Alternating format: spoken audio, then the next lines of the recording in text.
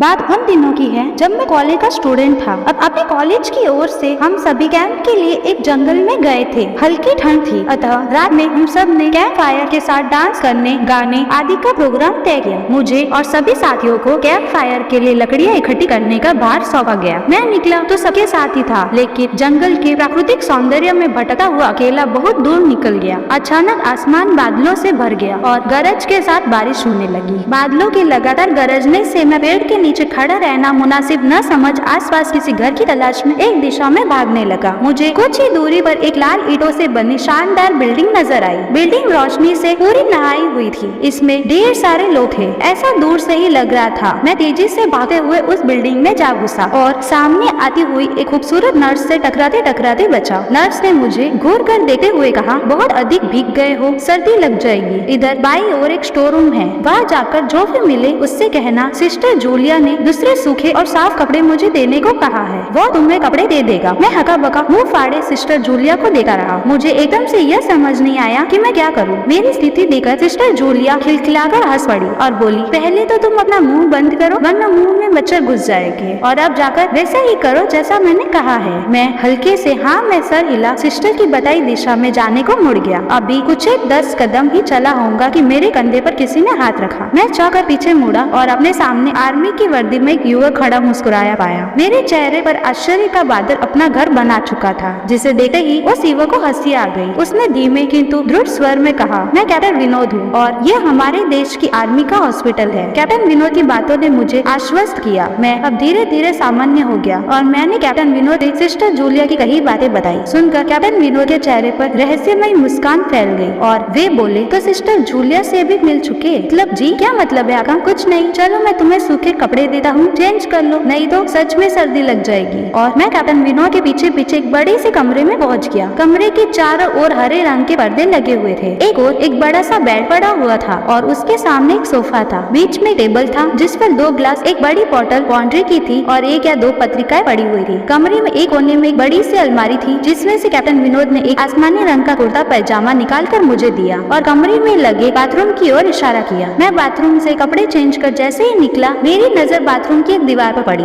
वह खून की छींटों से भरी हुई थी। यह देखकर मैं घबरा गया और जल्दी से बाहर निकलने को मुड़ा कि बाथरूम में लगे आईने ने खुद को ही देखकर चौंक गया। आईने में मेरा पूरा शरीर तो नजर आ रहा था, लेकिन मेरे शरीर पर से मेरा सर गायब। अब मुझे डर लगने लगा था और मैं हड़बड़ा कर बाथरूम से निकल गया। मुझे इस तरह बाहर निकलते देख कैप्टन विनोद ने हंसकर पूछा, क्या हुआ? अरे हाँ, तुमने तो अब तक मुझे अपना नाम ही नहीं बताया, कहाँ जाओगे? बाहर बहुत तेज बारिश हो रही है, लेकिन तुम जाना क्या चाहने लगे? अचानक यह मैं नहीं समझ पा रहा हूँ कैप्टन विनोद, आपके बाथरूम की एक दीवार पूरी खून की छींटों से भरी हुई है और आपके बाथरूम में लगा आईना भी कुछ अजीब सा है। उसमें मुझे मेरा पूरा शरीर तो दिखाई दिया, लेकिन मेरा सर ही गायब था। मैं अब बिल्कुल भी नहीं रुकूंगा, यहाँ बारिश में ही भीगता हुआ अपने कैंप तक जाऊंगा। कहते हुए मैं कमरे से बाहर जाने वाले दरवाजे की ओर बढ़ा। रुको, तभी कैप्टन विनोद की कड़कड़ाती आवाज गूंजी, तो तुमने सब कुछ देख ही लिया? जी क्या मतलब है आका? मेरी आवाज में डर भर गया था। मतलब चाहे जो हो, तुम तब तक यहाँ से नहीं जा सकते जब तक मैं तुम्हें कुछ बता न दूं। क्या बताना चाहते हैं आका, जो आज तक कोई न जान सका? वह मैं जानकर क्या करूँगा? प्लीज अब मुझे जाने दे, मैं डर से रुहानसा हो गया हूँ। नहीं, बिल्कुल भी नहीं, और तुम्हें मुझसे डरने की भी कोई जरूरत नहीं। सैनिक सबकी रक्षा के लिए होते हैं, मैं भी तुम्हारी सुरक्षा ही कर रहा हूँ। कैप्टन विनोद के स्वर में कोमलता थी। आओ मेरे साथ सोफे पर बैठ जाओ, मैं तुम्हें कहानी सुनाता हूँ। कहानी खत्म होते ही मैं तुम्हें तुम्हारी कैंप तक जीप में छोड़ आऊंगा। वैसे भी तुम अपने साथियों से काफी आगे निकल आए हो, वहाँ तक तुम अब चलते हुए शायद ही पहुँच पाओगे। कैप्टन विनोद के स्वर में जाने कैसी आश्वस्ति थी। मैं जाकर उनके बगल में बैठ गया। कैप्टन विनोद ने कहना शुरू किया, दुश्मनों ने